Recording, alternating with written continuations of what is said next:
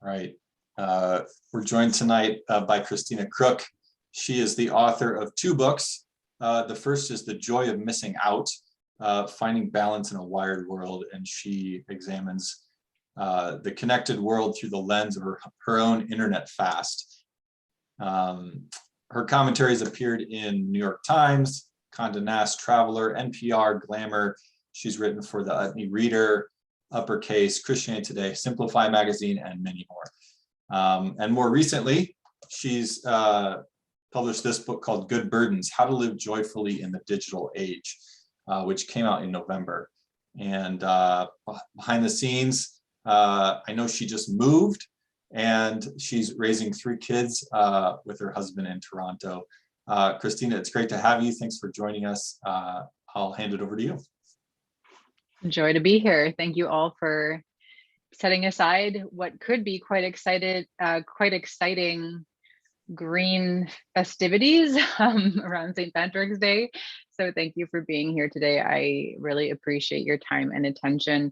I just wanted to just kind of kick things off with starting a little bit about how I came to this work, that is being a digital well-being expert. It's not sort of a straightforward path that one takes to get here, but I started in university in Vancouver, which is where I was born and raised here in Canada, where I studied communication at Simon Fraser University, began my career at the Canadian Broadcasting Corporation, and was really keyed in the early days of social media to the ways in which it was changing both individuals and also the culture at large, and more specifically, how it was changing me. And so I had a growing curiosity about what would happen if I was to eliminate the internet from my life for a chunk of time. Originally, I was going to do a year-long experiment. By that time, I had moved from Vancouver to Toronto, and all of my extended family back in Vancouver was like, no way, you cannot be offline for that long. We want to see photos of the kids. We want to stay more closely connected. So I pulled it back and did it for 31 days. And it's sort of interesting, we're having this discussion today during the season of Lent. Didn't do a full 40 days, but pretty darn close. And that experiment led to the writing of a number of essays about that experiment. And that led to the writing of my first book, The Joy of Missing Out. So that's kind of where things began for me. And now this new book, Good Burdens, How to Live Joyfully in the Digital Age, is, in some ways sort of a carry on to the original book, but also in some ways a bit divergent. Really a book looking at trading convenience and comfort and control, the 3 big promises, right, of big technology for creativity and community and care. So that's kind of the arc of Good Burdens, moving from convenience, or the promises, or I would argue the false promises of convenience, comfort, and control, is the way to the good life, or the way to joy or happiness, to the path of creativity and community and care, and taking up what Albert Borgman, the philosopher who coined the term good burdens, would call good burdens.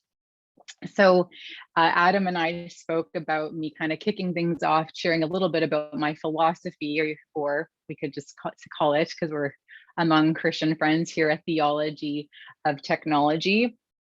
Is greatly influenced by Albert Borgman, philosopher emeritus, professor emeritus at the University of Montana now.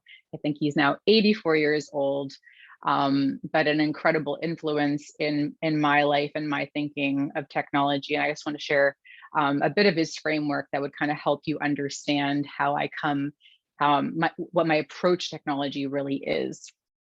So he writes in the book, Technology in the Shape of Contemporary Life, which was written or published way back in 1984.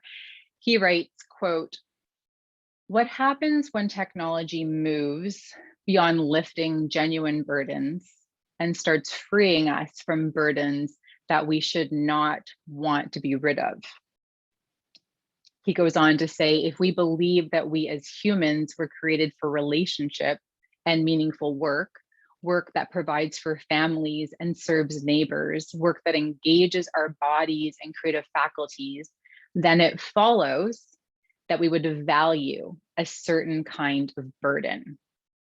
He called them good burdens, commitments that tether us to people and the physical world, like the burden of preparing a meal and getting everyone to show up at the table, or the burden of reading poetry to someone you love, or going for a family walk after dinner, or the burden of letter writing, gathering our thoughts and setting them down in a way that will be remembered and cherished and perhaps passed on to our grandchildren, a tradition I actually carry on. One of my best friends, we meet every month to actually write letters to friends, and I have a correspondence with a couple of close people in the world.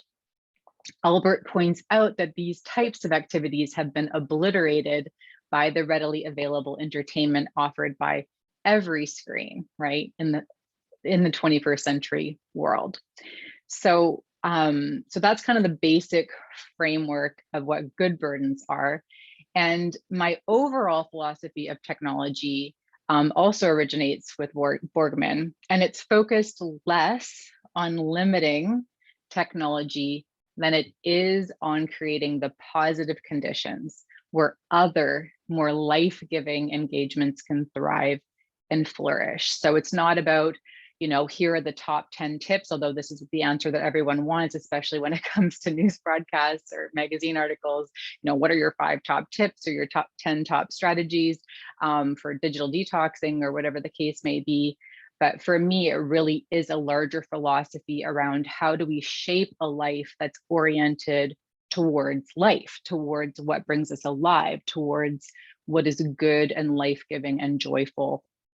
And that's a really big, deep conversation. And that's the conversation that I'm trying to have in every aspect of my work through the podcast that I run, the JOMOcast, which is where Erin Peace, from the excerpt that you read, Adam, that's where she heard that quote from Dr. Ellen Langer from Harvard University, where she defines mindfulness as actively noticing new things.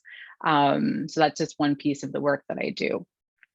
I wanted to just add in 2 other little things before Adam and I jump into a bit of a Q&A together.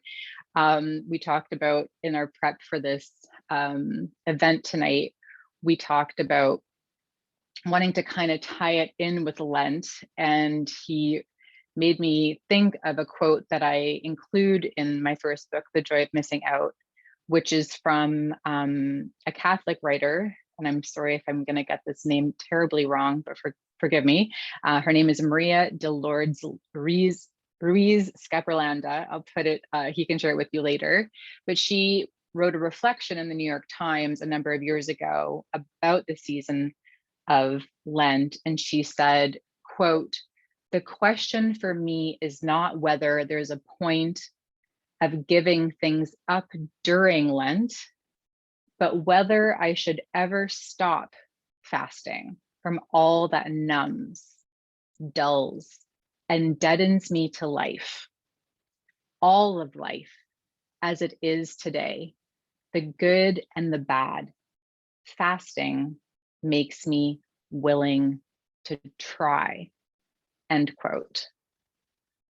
So, in a kind of summary, my approach to technology is really imploring people, inspiring people, encouraging people to joyfully miss out on life-taking digital pursuits to make space for the life-giving things, those that I believe as a Christian we were made for. So I'll pause there, Adam, if that's a good starting point for our conversation this evening.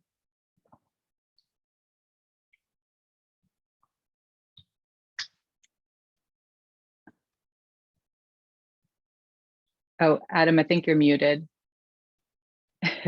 Thank you. No Yes, problem. thanks. That's great. Yeah, and again, if you guys have questions, feel free to drop them in the chat, or feel free to, I think you can raise your hand even, or speak up. But I'll kick us off here. But I certainly don't need to dominate all the question asking.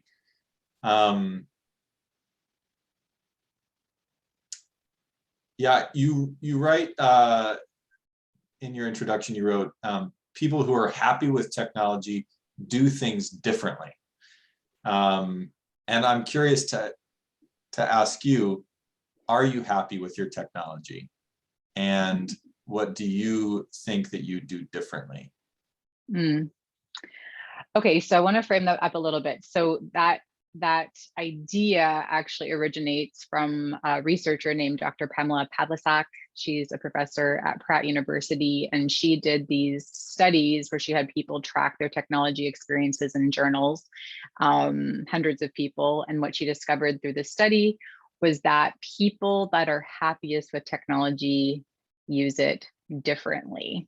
And this was an amazing discovery for me for a bunch of different reasons, but primarily because I was pretty well known as a digital detox person, right? A huge advocate for digital detoxing. You can find a lot of articles got me and digitally detoxing, matched up. So that was a little bit of a rude awakening that it wasn't so simplistic, that the answer, right? And of course, all of you working in tech here, you're like, yes, yes, yes, we already know, Christina. We know that digital detoxing is not the answer. I think that's part of the answer. I think taking, consistent, breaks weekly, monthly, annually are very good practices. But to discover that people that are happiest with technology use it differently, I mean, I had to know what are they doing. So it turns out that people that are happiest with technology are using it for three primary purposes. They're using it for community, creativity, and for care. So care could be care of another, or care could be for self. And I found that incredibly interesting. And then because I'm a fan of alliteration, when I kind of kind of could put the three big pushes of technology being, these promises of control and convenience and comfort, to be able to, very simply advocate for this shift in my own life, but in the lives of other people towards community and creativity care. It's very clear, right? You're online, you're passively consuming, it doesn't feel so good. What is a way in which you can shift it towards these sort of new focuses, these new ways of being? Mm-hmm. So in my own life, those are my own personal reminders.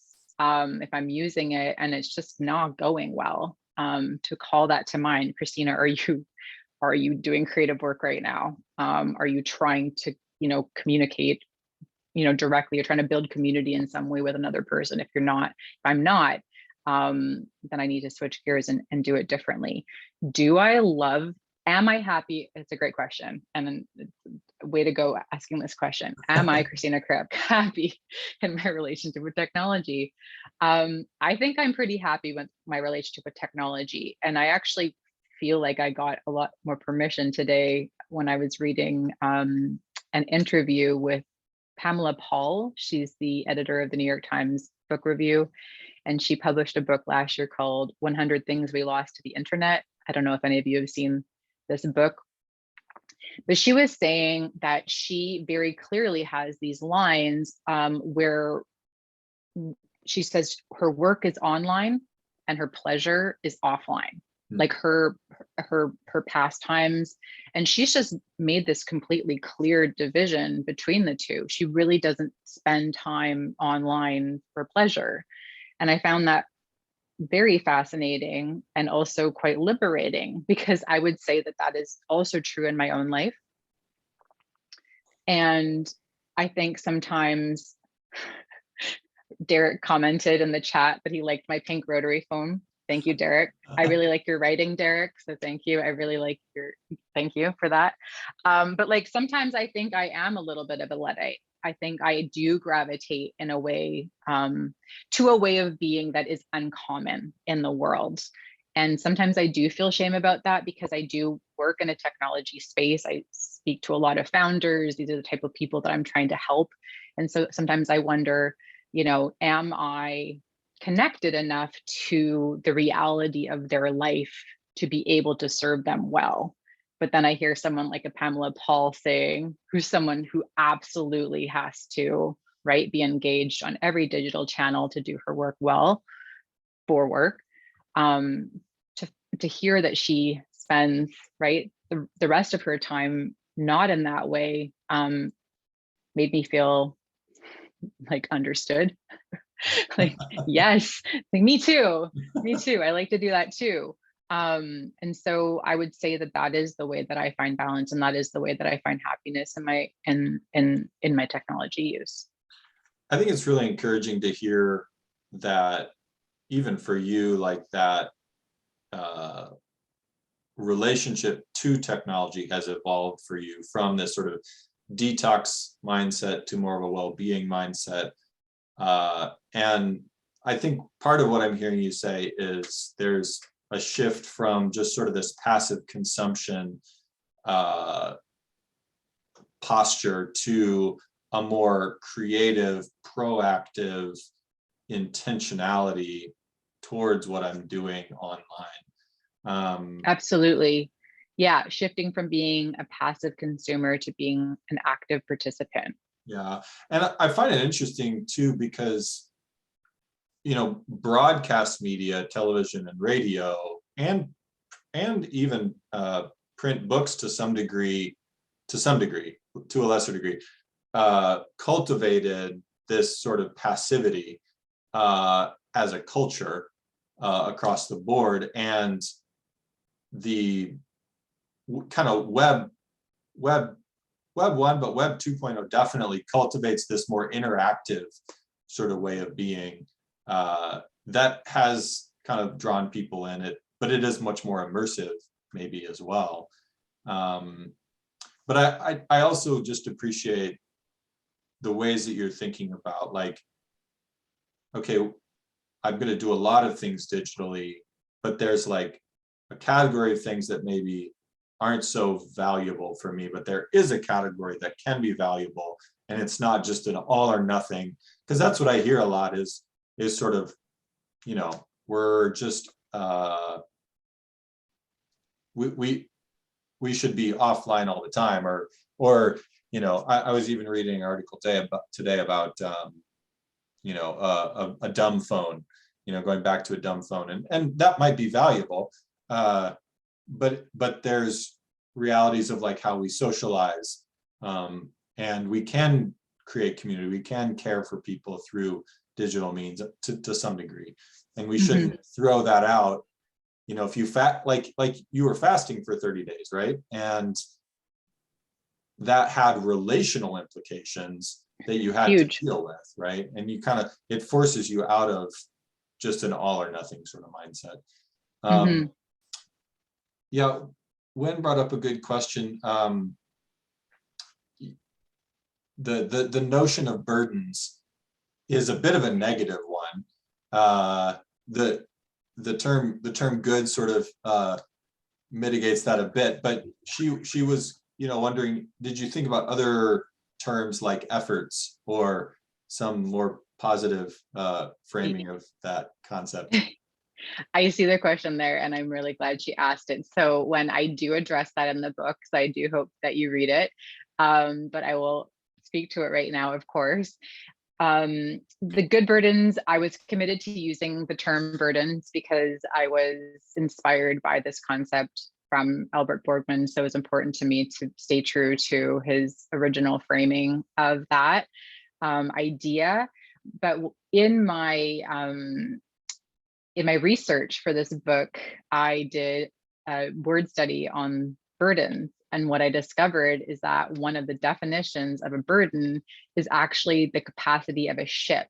So a burden is a reference to how much a ship can carry. And that was such an exciting moment for me because I'd actually already been working with this metaphor of a ship, because we're having to constantly navigate, right, the shifting waters of technology. We're constantly going to have to course correct, right, throughout the course of our lives. And then this idea of a burden, speaking to capacity. And I loved that idea because I think that's what good burdens do. I think good burdens increase our capacity. And I think that when we shirk off, when we do not carry the burdens that we're meant to carry, it decreases our capacity. It decreases what we're capable of. When we rise to the challenge relationally, intellectually, spiritually, physically, we become more. And so that's why I really wanted to hold on to the word burden. But absolutely, you could interchange that with effort, good effort, absolutely. But what's nice about good burdens is it kind of like does shock the system a little bit. Like, could a burden in fact be good? And it gets people thinking. But I too, I mean, I interviewed Albert Borkman on my podcast. It's kind of like a little sneaky way to get permission to write a book about good burdens. And he, I asked him about this. I asked him about the word burden and confessed to him that it does carry such a negative, connotation for me, even personally. And so we got into that. And the idea I get in the book also about the idea, that there are also bad burdens, right? Not all burdens are good. There are definitely burdens we should want to be rid of. His big question, the question I'm trying to tackle, is what burdens should we want to be rid of and what burdens should we not want to be rid of? And technology, of course, as one example, technology is trying to free us from every burden. I was at, I always forget the name of it. It's not Web Summit, but it's like Toronto's version of it. I should absolutely know the name of it. Elevate, I don't know, whatever. One of the big tech conferences here in Toronto. I was at it and someone tried to pitch me, a man, just say it, on a new app for serendipity. It was the serendipity app. This was his pitch. He also told me that it was a failed dating app, which was a mistake completely from the beginning. But okay, failed dating app now pivoted to be a serendipity app. So this is the picture he painted me. You're sitting at the airport, which I'm going to do tomorrow to fly to Vancouver. Sitting at the airport and you're just like a little bit bored, like you're letting yourself be bored and you're sitting there, you got nothing to do. But what you really want is a moment of serendipity, just some special moment. So you go on your phone, onto the serendipity app, and then you go to see if anyone else in the airport is also looking to have a serendipity moment. And then it will connect you, and then you'll have a moment of serendipity. It's like, that is a problem that does not need to be solved. That, my friend, that's a burden we should, like, it's just like, no, that's not serendipity. Manufactured serendipity. Yeah. Burden we should not want to be rid of. I want to have a true moment of serendipity. Okay, I see some more questions here. Yeah, so Adam made a comment here around talking with his kids around creating versus consuming, making versus taking. Adam, if you want to chime in, I'd love to hear your thoughts. But Christina, I'd be curious to hear from you. Are there ways that you think about good burdens with your kids and cultivating that for your kids and into their lives at all? Yeah, absolutely. So kind of coming back to some of the pieces I shared about Albert Borgman's philosophy earlier on in our conversation, my philosophy really is less about limiting tech than it is about creating the positive conditions for good things to flourish. And so in our home, we try to make the activities that our kids want to pursue, the healthy, good making versus taking, creating versus consuming activities as easy as possible. So some of those might be digital. We have a son who loves to do stop motion. So we have set up a space, or we're going to set up a space, we just moved, as Adam mentioned, for him to do that as easily as possible, right? Those are going to be in some part, digital tools. There's also clay and Lego and other things that he uses for the stop motion. But making those things as easy as possible for them to get to. That's true for us as well. As parents, as human beings, my husband and I, right? Activities that we want to prioritize and making those things as easy as possible. But yeah, we have a lot of conversations, as you might expect, around not just limiting the things they shouldn't be doing, but them understanding when they're in a digital space, like we're looking at a new game that they heard about at school and we're looking at whether they should engage in them. And, oh, there's a cost to remove ads. Okay, you understand, like they completely understand what push notifications are. They completely know what gamification is. So are you willing to pay the money to have the ads removed in this game? Oh, you're not. Okay, so then that's not a game that's really of value to you, or to us. And so then we're not going to engage in that. So a lot of conversations around that. Of course, parenting and technology in itself is a conversation we could have for hours, but yeah. For sure. When I'd be curious if you would be willing to articulate a little bit more of your thoughts around privilege. Would you be willing to do that? Yeah, sure. So I haven't read the book yet, so my comments are just kind of off the top of my head. I think in some other conversations I've been in related to this topic, there's sometimes a binary setup where it's like doing things outdoors is good and doing things on computers is bad. And I think there's that false dichotomy or binary that's set up. Whereas I think Christina did mention earlier, like there are things that we can do digitally that are good. And so my comment, just maybe for the purposes of your recording, is that I was thinking about the concept of privilege because, like, I'm connected to a lot of communities of people with disabilities where their only form of connecting with people and caring for receiving care and giving care is online through Facebook, Twitter. And then when we have this conversation about working online and remote work, it's kind of like the pandemic really highlighted that, where you have upper class office workers, they're able to stay home in their pajamas while you have the manual laborers, working in the fields, working in the post office or wherever. And so I think these topics of privilege and class divide and things and ability and disability and accessibility are somehow related. Yeah. Christina, do you have thoughts about that? Absolutely. And I'm glad you brought it up. I have a close friend who has been on long-term disability. She was 30 years old. She had rheumatoid arthritis, juvenile rheumatoid arthritis. And so, but she's also a weaver and a maker, and a knitter. And so she's very active in those making spaces online. Absolutely, like for both her disease and also for her creative outlets. That is the primary place where she meets people, where she's connected, where she builds community. So absolutely an important conversation around that. As to the piece about manual laborers versus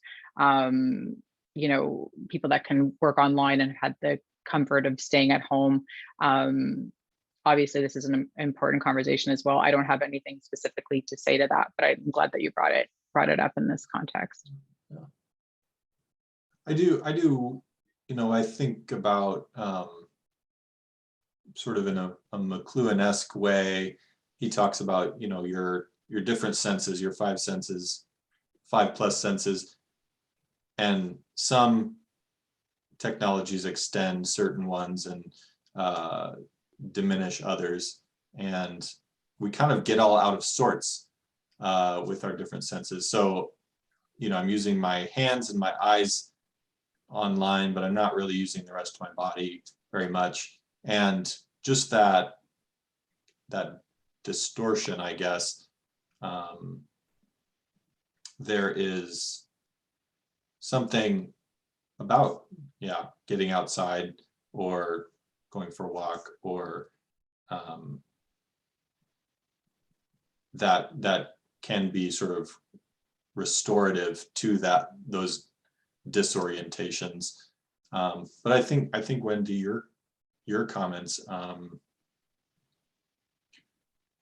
we live within the boundaries that, whether it's disability or accessibility, we live within the boundaries that are somewhat given to us, right? And there's sort of those challenges that are given, and there's the challenges that we somehow take on through various means. Christina, you have another quote in the book that I found really intriguing that I wanted to ask you about.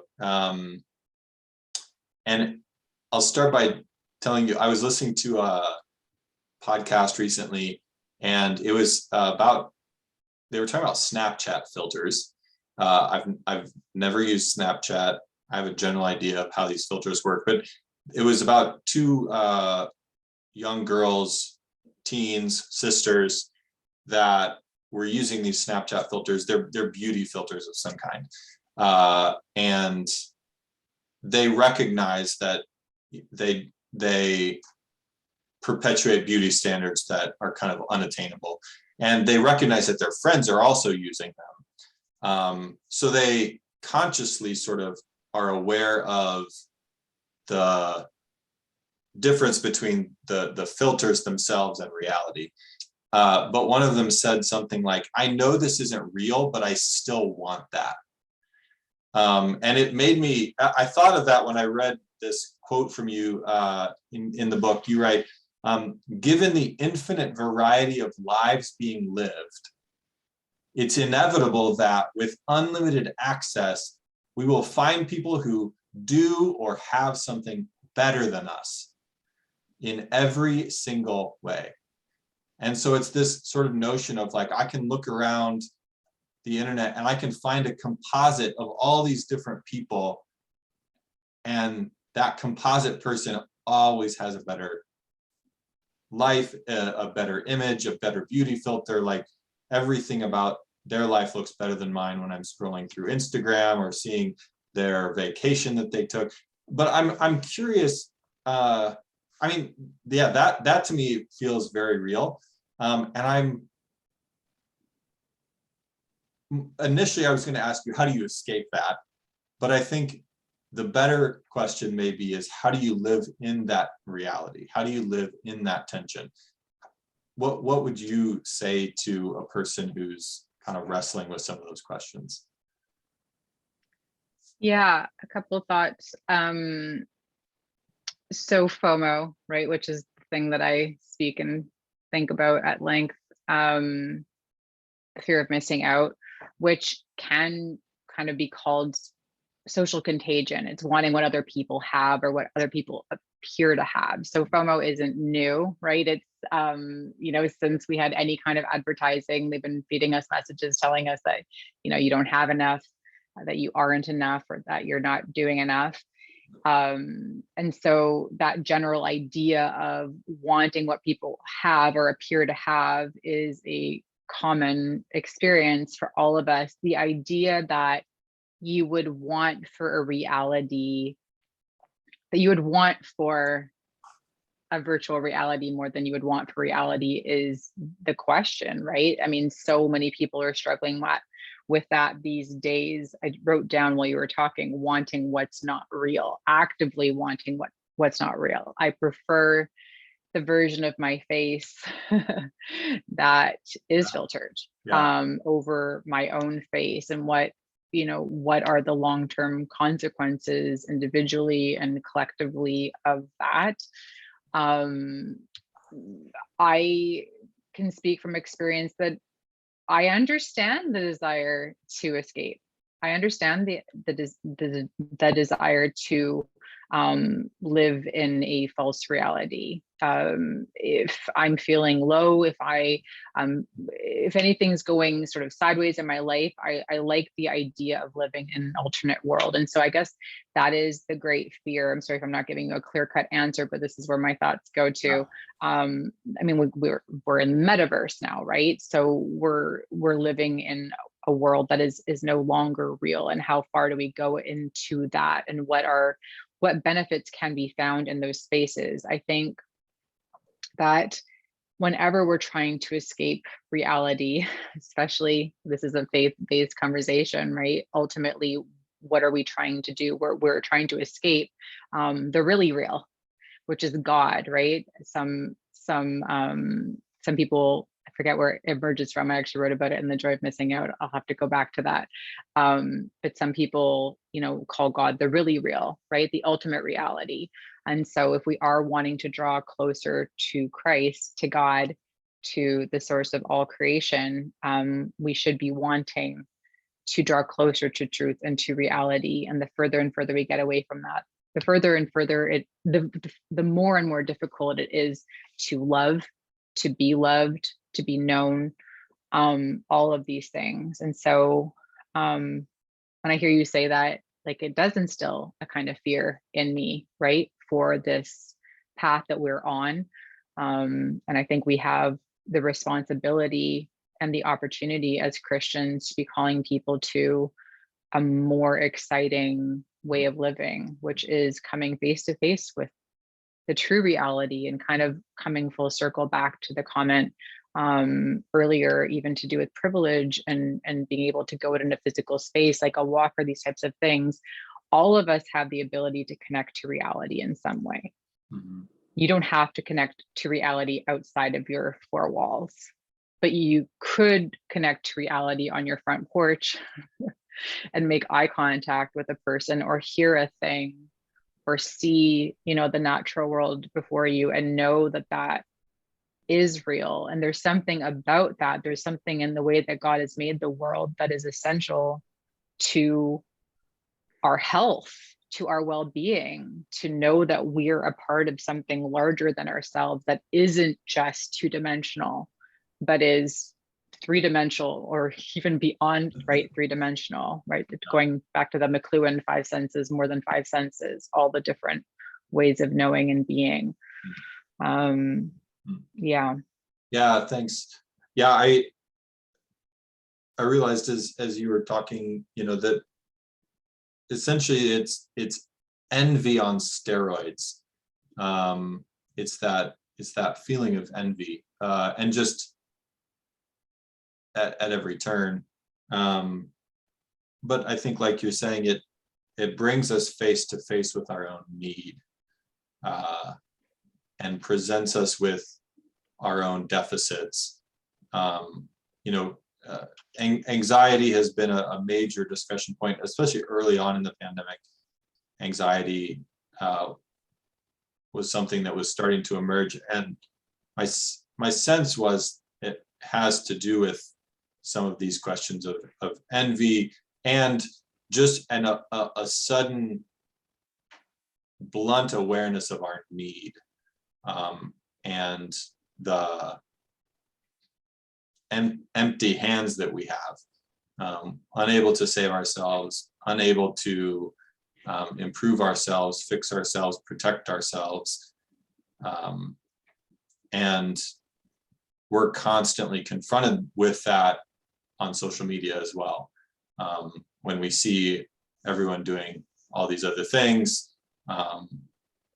recognizing our own limits and our own needs. Are there other questions that people would like to raise or have for Christina?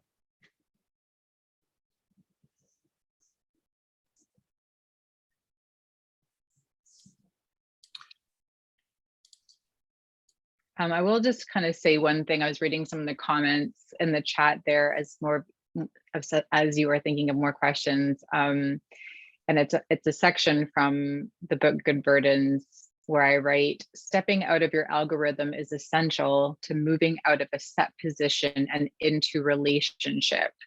And Mary Claire Moschella, who's Roger J. Squire Professor of Pastoral Care and Counseling at the Yale Divinity School, once told me, the joy of being in relationship is that we step outside of ourselves.